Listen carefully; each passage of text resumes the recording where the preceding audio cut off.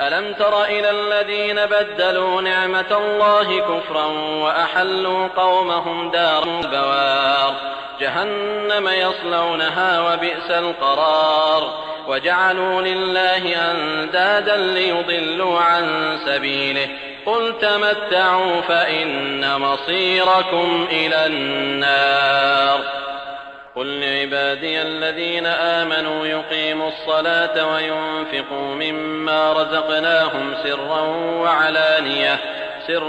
وعلانية من قبل أن يأتي يوم لا بيع فيه ولا خلال الله الذي خلق السماوات والأرض وأنزل من السماء ماء فأخرج به من الثمرات رزقا لكم وسخر لكم الفلك لتجري في البحر بأمره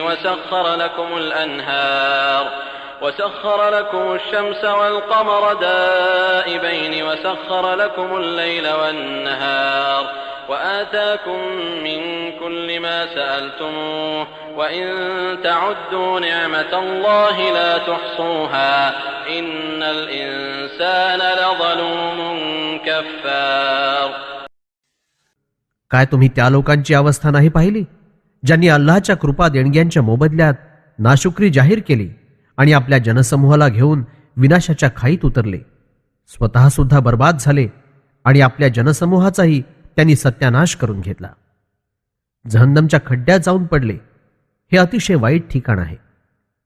आणि अल्लाहसह दुसऱ्यांना बरोबरीच आणि समान दर्जाचा ठरवलं यासाठी की अल्लाहच्या मार्गापासून लोकांना दूर करावं. तुम्ही अशा लोकांना सांगून टाका की आणखी काही दिवस मौज मजा करून घ्या, मग शेवटी तुमचं परतीचं ठिकाण आग आहे. हे पैगंबर सल्लल्लाहु अलैहि वसल्लम, माझ्या इमानधारक दासांना सांगा की त्यांनी नमाज कायम राखावी आणि आम्ही जी काही रोजी त्यांना प्रदान केली आहे त्यातून गुप्तपणे किंवा जाहीरपणे आमच्या मार्गात खर्च करीत राहावं. तो दिवस येण्यापूर्वी हे कर्म करून ठेवावं ज्या दिवशी कर्मांचा सौदा होणार नाही आणि दोस्ती सुद्धा काही उपयोगी पडणार नाही. अल्लाह तो आहे ज्यानं आकाशांना आणि जमिनीला बनवलं आणि आकाशातून पाणी अवतरित केलं, मग तुम्हाला रोजी देण्याकरता त्याच्यातून फळं काढली आणि समुद्रात नौकांना तुमच्या ताब्यात दिलं ज्या त्याच्या हुकुमानं चालतात. तसंच वाहत्या नद्या आणि जलप्रवाहांना तुमच्यासाठी त्यानं कामाला लावलं आणि सूर्य आणि चंद्राला तुमच्या गरजा पूर्ण करण्याकरता कामी लावलं, जे एका नियमानुसार सतत चालत राहतात.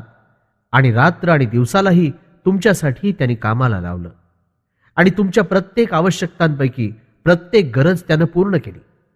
आणि अल्लाहच्या कृपा देणग्यांची संख्या जर मोजण्याची इच्छा कराल तर संख्या पूर्ण करू शकणार नाहीत. निसंशय मानवाची अवस्था ही मोठी विचित्र आहे की असं असतानाही तो अन्यायी आणि नाकदरीचं वर्तन करू लागतो.